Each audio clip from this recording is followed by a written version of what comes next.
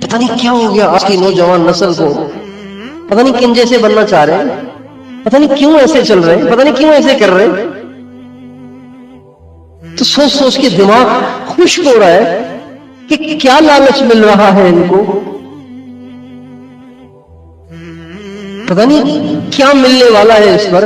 اسی حال میں اگر خدا نہ خواستہ مر گئے تو بتائیے حضور کا سامنا کر سکتے ہیں؟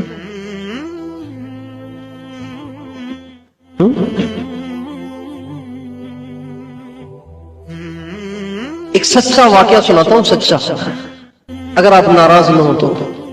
ناراض تو نہیں ہوں گے؟ لیکن میں آپ سے نہیں کہوں گا تو آپ کو کون کہے گا پھر؟ اس لیے اگر میری بات کڑوی بھی لگ رہی ہے تو اسے سنیں، شاید اللہ پاک دل پہ اثر ڈال دے اور شاید اللہ تعالیٰ صحیح چلنے کی توفیق دے دے. اور ایک بزرگ گزرے حضرت مولانا محمد احمد صاحب، ابھی انتقال ہوا ان کا قریب ہی. میں نے خود ان سے اپنے ان کانوں سے سنا. وہ فرمانے لگے ایک دفعہ میں نبی کریم صلی اللہ علیہ وسلم کے روزے اقدس پہ حاضر ہوا سلام پڑھنے کے لیے مدینہ منورہ میں. تو کہنے لگے کہ میں نے دیکھا کہ ایک وہاں بہت بڑے اللہ والے بیٹھے تھے اور زاروں قطار رو رہے تھے. تو مولانا فرماتے ہیں میں ان کے پاس جا کے بیٹھ گیا. میں نے کہا آپ کیوں رو رہے ہیں؟ چونکہ اللہ والے کو جانتا ہے نا کہ یہ کس درجے کا آدمی ہے. تو کہا آپ کیوں رو رہے ہیں؟ چلو انہوں نے بات کو گھما لیا، یعنی بات کو چھپا لیا. تو میں نے کہا نہیں، میں کوئی جاہل نہیں ہوں، میں سمجھ رہا ہوں. آپ وجہ بتائیں، اس کو واضح کریں. میرا نام محمد احمد ہے.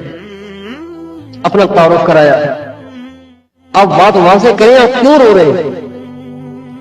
تو کہتے اس نے کہا بات یہ ہے کہ آپ دیکھ رہے ہیں کتنا بڑا مجمع آ رہا ہے سلام پڑھنے کے لیے، کتنا لاکھوں کا مجمع سلام پڑھنے آ رہا ہے، اور میں اللہ نے مجھے ان آنکھوں سے پردے ہٹا رکھے ہیں، میں حضور کو دیکھ رہا ہوں. دنیا میں ایسے اللہ والے بھی ہوتے ہیں اور ایسے اللہ والے ہیں کہ جب وہ کھڑے ہوتے ہیں اللہ ان کی نگاہوں سے پردے ہٹا دیتا ہے. کہتے ہیں کہ میں دیکھ رہا ہوں کہ یہ جتنا مجمع آ رہا ہے سلام پڑھنے کے لیے، ان میں سے جس کے چہرے پہ داڑھی نہیں ہے اور وہ سلام پڑھتا ہے، حضور اس سے چہرہ پھیر لیتے تھے. اس پر میں رو رہا ہوں کہ ہائے کن مشکلوں سے انہوں نے پاسپورٹ بنوائے، کہاں سے پیسے اکٹھے کر کے ان بیچاروں نے ویزے لگوائے، ہوٹلوں کے خرچے اٹھائے، کھانے کے خرچے اٹھائے، پتہ نہیں کن کن ارمانوں کو قربان کر کے یہ بیچارے عمرے پہ آتے ہوں گے، حج پہ آتے ہوں گے. بہت سے عاشق تو پراپرٹیاں بیچ کے چلے جاتے ہیں حج کرنے کے لیے، عمرہ کرنے کے لیے.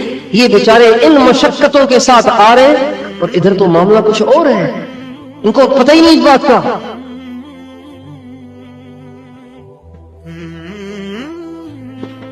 اس لیے کچھ سوچو. میں نہیں کہہ رہا کہ آپ آج ہی مولوی بن جاؤ، کچھ سوچو تو صحیح کہ آپ کو کیا کرنا چاہیے. ناراض نہ ہونا، نہ آنا چھوڑنا، آتے رہنا، لیکن اس کو سوچو بھی ضرور کہ ہمیں کیا کرنا چاہیے. ایک دفعہ مدینہ منورہ میں ہم سلام پڑھ رہے تھے، عشاء کی نماز کے بعد آپ علیہ السلام کے روزے پہ سلام پڑھ کے، آخر میں سلام پڑھ کے ہم روزانہ ہوٹل جاتے تھے. سلام پڑھ کے جو ہی میں فارغ ہوا نا تو ایک نوجوان، خوبصورت نوجوان، وہ بھاگا آیا، کہنے لگا جی وہ مجھے آپ سے دعا کرانی ہے. میں نے کہا کیا؟ کہنے لگا جی میں مدینے میں رہتا ہوں، یہیں کا رہنے والا ہوں میں، تو لیکن یہاں کچھ حالات ایسے بن گئے ہیں کہ شاید مجھے مدینہ چھوڑنا پڑے، مگر میں مدینہ چھوڑنا نہیں چاہتا، تو میں بہت پریشان ہوں. آپ دعا کریں اللہ مجھے مدینے سے محروم نہ کرے، میں مدینے میں رہنا چاہتا ہوں. تو میں نے کہا ابھی تو ہم حضور کے سامنے کھڑے ہوئے، باہر چل کے بات کرتے ہیں. تو ہم باب شہد سے باہر نکلے. باب فات کے سامنے ہی کھڑے ہو کے میں نے ان سے کہا کہ نوجوان تھے، میں نے کہا آپ مدینے میں رہنا چاہتے ہیں؟ کہا جی۔ تو میں نے کہا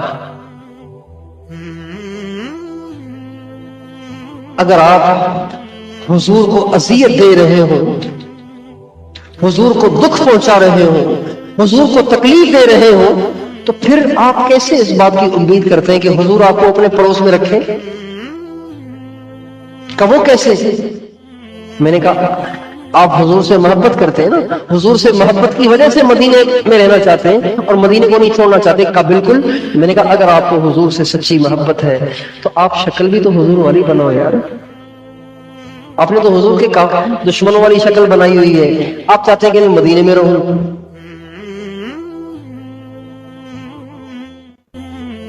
پھر میں نے ان سے کہا دیکھیں دنیا میں دو ہی چہرے ہیں، دو قسم کے چہرے ہیں پوری دنیا میں، تیسرا کوئی چہرہ نہیں۔ ایک چہرہ حضرت محمد صلی اللہ علیہ وسلم کے اسٹائل کا ہے اور ایک چہرہ کفار کے اسٹائل کا ہے۔ کوئی کٹواتے ہیں، کوئی منڈواتے ہیں، کوئی آدھی کٹواتے ہیں آدھی چھوڑ دیتے ہیں، یہ سارے کفار کے اسٹائل ہیں۔ تو دنیا میں دو ہی اسٹائل ہے، ایک اللہ کے نبی کا اسٹائل ہے، ایک کفار کا اسٹائل ہے، آپ کے دشمنوں کا اسٹائل ہے۔